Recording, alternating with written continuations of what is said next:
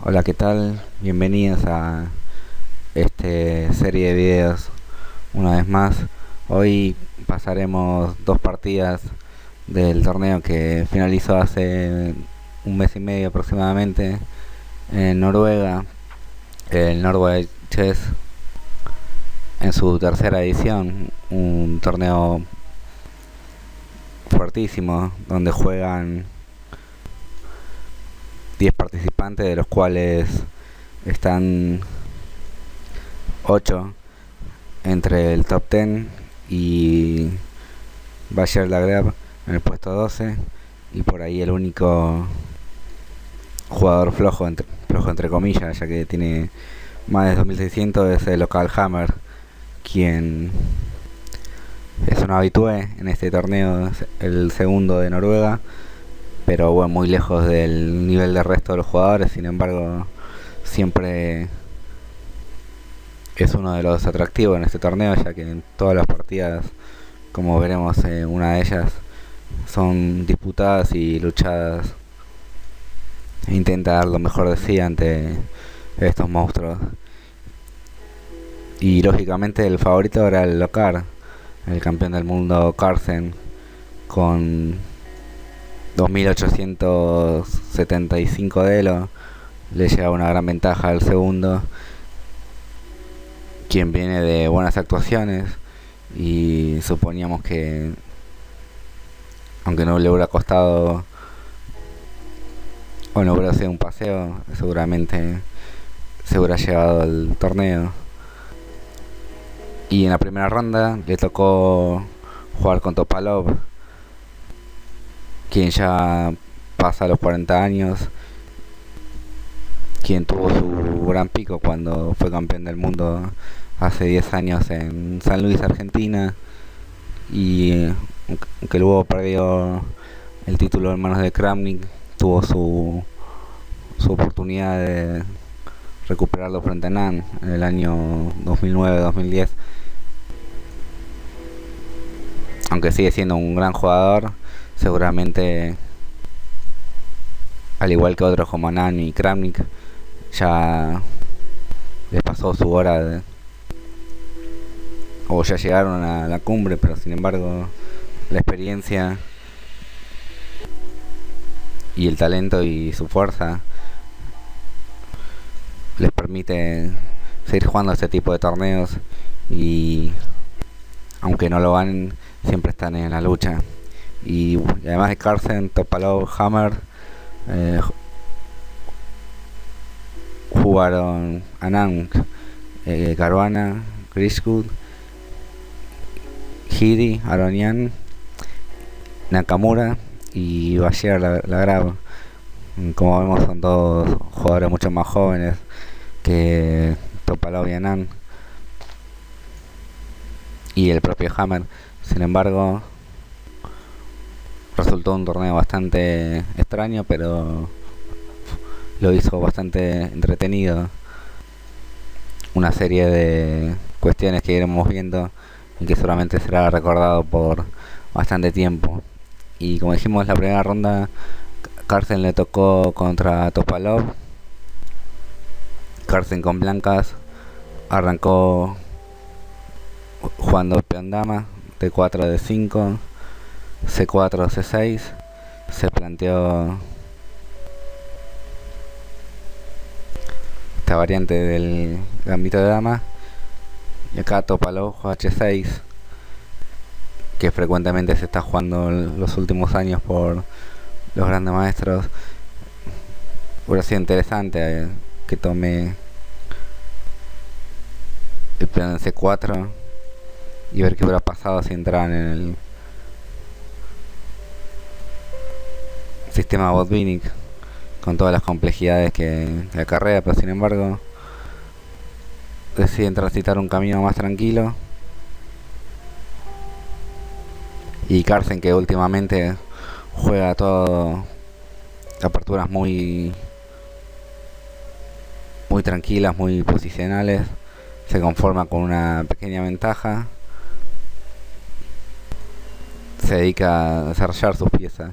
Y en esta posición, tras el cambio en D5, se produce una estructura típica en, en el peón dama, particularmente en la ortodoxa, y vemos que en la ortodoxa aún el alfil generalmente blanco se encuentra en G5 y el caballo negro en F6, y el alfil generalmente se desarrolla por E7. Ahora al salir por la diagonal A1H8 permite al blanco jugar B4 inmediatamente, y no hace falta que juegue primero A3 o torre B1 como es habitualmente, ya que en este caso la casilla B4 no está controlada por el alfil. El negro juega A6, nuevamente A4, enroque y B5. El blanco continúa con el típico plan, aún sin enrocar corto. El negro tiene que tomar para abrir la columna para la torre, y dama de 6. Ahora sí el blanco enroca. El negro juega caballo de 6, despeja la diagonal para el alfil de C8, y dama B3 amenaza peón por peón, y el caballo quedaría en el aire, lo obligaría a tomar el peón de C6 con dama, pero quedaría al descubierto de la torre de C1, por lo cual negro juega torre B8. Por ahí no es una jugada agradable, pero defiende indirectamente el caballo de B6. Caballo de 1 juega Carlsen, una muy buena jugada. Empieza a reorganizar sus piezas, a mejorar las mismas, y son este tipo de posiciones donde le gusta jugar teniendo el dominio de la posición sin una ventaja clara, pero vemos que por el momento tiene todo bajo control, no tiene ninguna debilidad, aunque por el momento el negro tampoco, pero es el que tiene una pequeña iniciativa, y es el negro el que tiene que tener cuidado en no quedar en una posición inferior, sobre todo por los peones en el flanco dama, ¿no? Ya que va a tener que la torre de B8, como vemos, es pasiva. El alfil de G7 no tiene una buena diagonal. El alfil lo desarrolló a F5, pero tampoco cumple una función activa, y mientras tanto el blanco sigue reagrupando sus piezas.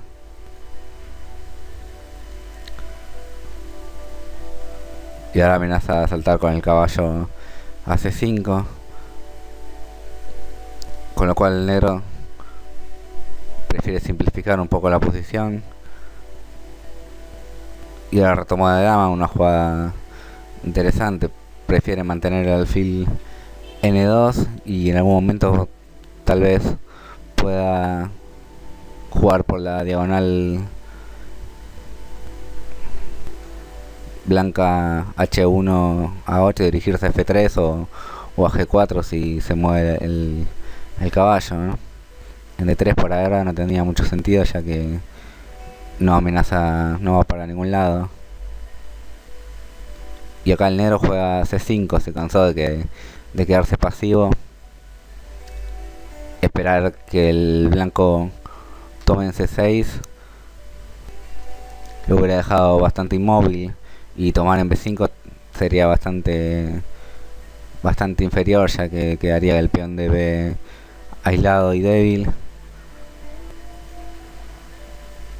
y las negras quedarían con 3 hilas de peones contra solamente una del blanco. Los blancas tendrían una estructura de peones mucho más sana, lo que le daría una ventaja estratégica importante. Entonces juegan C5 y el negro tiene que tomar. La contra ahora que el negro queda con el peón de 5 aislado, pero el negro logra liberar la diagonal para el alfil. El alfil ahora juega y sus torres empiezan a activarse, ¿no? Y no encuentra unas columnas para poder jugar.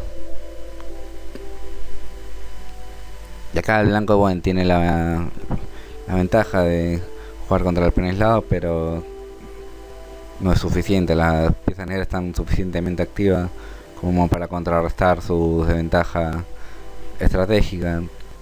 Entonces acá Carson se las ingenia para buscar una nueva debilidad en el flanco rey y juega H4, una jugada de signo de admiración. Y el negro jugó caballo A4. Por ahí si H5 hubiera dejado la casilla para el caballo. Acá el blanco por ahí en el momento podría amenazar alfil por H5 y la dama penetraría por H7. El negro juega caballo A4, sigue intentando activar sus piezas en el flanco dama. El caballo apunta a C3, H5, entrega un peón, torre BC8, hay que tomar una vez, y dama C2 clavando el caballo de C5. Y ahora el negro decide tomar en H5, y ahora se abre la diagonal B1 H7, que por el momento no es peligrosa para el negro, pero deja unas casillas débiles como F5 y la misma H5. Ahora el alfil amenaza el peón de H5, dama G6, caballo F5, se amenaza el triple N7. El negro tiene que defenderse, torre D1, dama E6 y torre C1. Acá no hubiera sido posible tomar en H5 por caballo 4.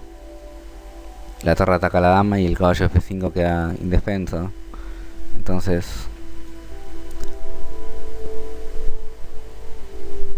el blanco jugó torre C1 clavando el caballo. Sin embargo el negro tiene el recurso de caballo B3, única a tomar, y se simplificó bastante la posición. Se llega a un final de damas con alfil de distinto color. En este momento las negras tienen un peón de más, pero son las blancas las que tienen la iniciativa, ya que dama C7 amenaza a ganar o recuperar inmediatamente el peón de menos que tiene, y quedaría con un peón libre en el flanco dama bastante avanzado y peligroso. Y la estructura de peones negros sigue estando bastante mala,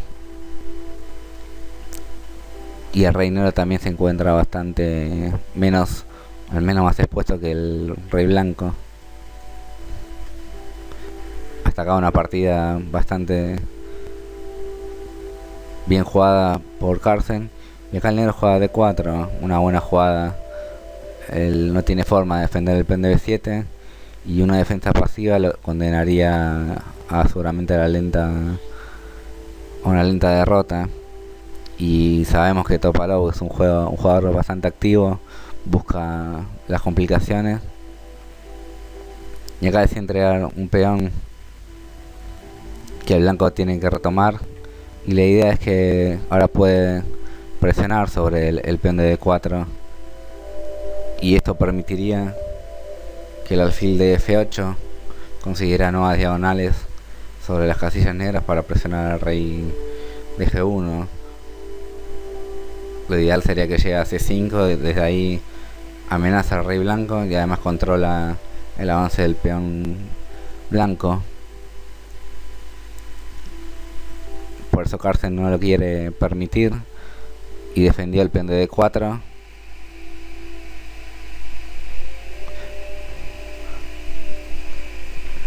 Y luego un par de jugadas no le queda otra que tomar el peón B. Y ahora el negro recupera el peón. El blanco toma el peón de H6 y queda con un peón de ventaja en el peón B. Pero los negros logran activar el alfil de casillas negras, y el alfil de F1 permanece en una posición pasiva por el momento, con lo cual la victoria no es tan fácil de momentos. Y el negro empieza a crear amenazas sobre las casillas negras. El blanco tiene que estar atento a ese tipo de cosas. Acá con una maniobra muy buena de cárcel logró avanzar el peón hasta B7.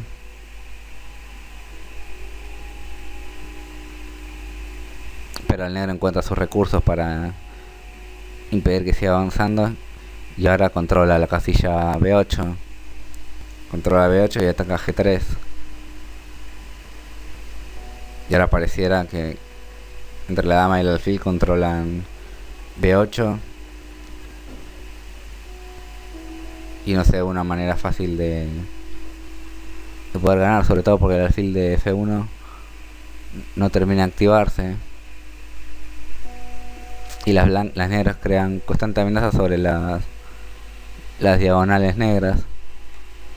Y ahora en este momento, alfil E2, el inicio de la activación del alfil. Las blancas va a intentar hacer lo mismo que venía haciendo el negro sobre las casillas blancas. Y la combinación de la dama y el alfil por esas casillas pueden molestar al rey negro. Se amenazaba alfil B3 y presionar F7, el mismo plan que realizó el negro. Y el negro juega F5, avanza a los peones y deja al rey negro en una posición bastante expuesta. Juega F4. Intenta cambiar la mayor cantidad de peones posible. Pero ahora el rey negro quedó bastante expuesto. Y en este momento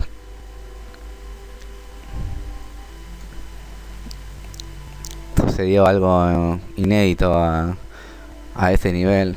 El árbitro se acercó a la mesa y le anunció a Carlsen que perdió por tiempo. Estamos en la jugada 60 y el blanco le tocó jugar la jugada 61. Lo que pasó es que Carlsen había pensado que tenía un control más. El ritmo de juego era 2 horas para 40 y 1 hora más a finish con un agregado por jugada. Y él seguramente pensó que eran 2 horas para 40, 1 hora para 20 y el último agregado para la jugada restante. Él había llegado a la jugada 60 con un cierto apuro de tiempo y en este momento se relajó pensando que les agregaría media o 1 hora más, y sin embargo perdió por tiempo de forma increíble. Es desconcertante que no conozca el reglamento, sobre todo el sistema de juego, algo fundamental en cualquier tipo de torneo. Y en esa posición donde vemos que tiene la victoria más cerca que nunca, haya dejado escapar un punto entero, resulta bastante chocante. Y acá en este momento, bueno, la jugada salta a la vista, es alfil C4 jaque. Y seguramente estaba calculando cómo dar mate hasta el final. Y de hecho lo hay. Bueno, el negro tiene bastantes opciones, ¿no? Pero la combinación, como dije, de la dama y el alfil hubiera arrinconado al rey y hubiera hecho ganar la partida de forma seguida. Dama de 8 jaque. Como ven, el negro se tiene que mover, el rey negro se tiene que desplazar por casillas negras y poco a poco las blancas lo van arrinconando hasta lograr el mate.